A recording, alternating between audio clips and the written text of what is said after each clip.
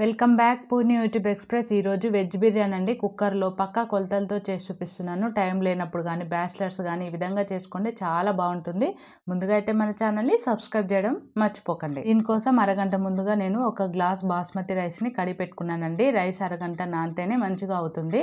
ఇప్పుడు స్టవ్ వెలిగించుకొని ఒక కుక్కర్ పెట్టుకొని 1 టేబుల్ స్పూన్ ఆయిల్, 2 టేబుల్ స్పూన్ల నెయ్యిని వేసుకోండి. నెయ్యి కంపల్సరీ వేసుకోండి, నెయ్యి వేసుకుంటేనే బాగుంటుంది. ఇప్పుడు ఇందులోకి మీ దగ్గర ఉన్న హోల్ గరం మసాలాలను వేసుకొని 2-3 పచ్చిమిర్చిని ఈ విధంగా పొడవుగా కట్ చేసుకొని వేసుకోండి. ఇప్పుడు ఇందులోకి ఒక మీడియం సైజ్ ఉల్లిగడ్డని ఈ విధంగా పొడవుగా కట్ చేసుకొని వేసుకొని ఉల్లిగడ్డ ముక్కలు ఫ్రై చేసుకోండి. ఈ విధంగా ఇవి ఫ్రై అయిపోయిన తర్వాత ఇందులోకి ఒక 10 దాకా జీడిపప్పులను వేసుకోండి. అలాగే 1/2 కప్పు బంగాళదుంప ముక్కలు, 1/2 కప్పు బీన్స్ ముక్కలు, అలాగే ఇందులోకి 1/2 కప్పు క్యారెట్, 1/2 కప్పు పచ్చి బఠానీలను వేసుకోండి. ఇప్పుడు ఇందులోకి మీ రుచికి తగినంతగా ఉప్పు వేసుకొని కలుపుకొని స్టవ్ మీడియం ఫ్లేమ్లో పెట్టుకొని దీన్ని ఒక 2 నిమిషాలు ఫ్రై చేసుకోండి.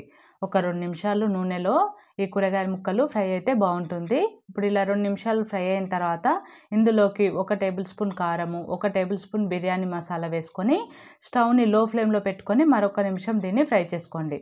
లో ఫ్లేమ్లోనే పెట్టుకోవాలి, లేదంటే కారం మాడిపోతుంది. ఇప్పుడు 1 నిమిషం తర్వాత ఇందులోకి 2 టేబుల్ స్పూన్ల పెరుగును వేసుకోండి. 2 టేబుల్ స్పూన్ల పెరుగును వేసుకొని ఒకసారి కలుపుకోండి. స్టవ్ అనేది లో ఫ్లేమ్లోనే పెట్టుకోండి. ఇప్పుడు ఇందులోకి సన్నగా కట్ చేసి పెట్టుకున్న కొద్దిగా పుదీనాను వేసుకోండి. పుదీనాను వేసుకొని ఒకసారి కలుపుకొని ఇందులోకి మనం నానబెట్టి పెట్టుకున్నాం కదా రైసు, నీళ్ళన్నీ వంపేసుకొని కుక్కర్లోకి వేసుకోండి. ఏ గ్లాస్తో అయితే మనం రైస్ని తీసుకున్నామో అదే గ్లాస్తో 2 గ్లాసుల వాటర్ని వేసుకోండి. 1 గ్లాస్ రైస్కి 2 గ్లాసుల వాటర్ కరెక్ట్గా సరిపోతుందండి. మీ రైస్ కనుక ఎక్కువసేపు నానుంటే కొద్దిగా వాటరు తక్కువగా వేసుకోండి, ఒక 1/2 గ్లాస్ తక్కువగా వేసుకోండి. ఇప్పుడు అంతా ఒకసారి కలుపుకొని రుచి చూసుకొని ఉప్పు సరిపోకుంటే మరి కొద్దిగా వేసుకోండి. ఇప్పుడు కుక్కర్ మూతను పెట్టుకొని స్టవ్ మీడియం ఫ్లేమ్లో పెట్టుకొని 2 విజిల్స్ వచ్చేంత వరకు ఉడికించుకోవాలి. 2 విజిల్స్ వస్తే సరిపోతుందండి. స్టవ్ అనేది మీడియం ఫ్లేమ్లోనే పెట్టుకోండి. ఇప్పుడు 2 విజిల్స్ తర్వాత ఆవిరంతా పోయిన తర్వాత ఒకసారి మూత తీసి చూసుకోండి. చూడండి, మన వేడి బిర్యానీ రెడీ అయిపోయింది. చాలా సింపుల్గా ఉంది కదా, టేస్ట్ కూడా చాలా చాలా బాగుంటుందండి.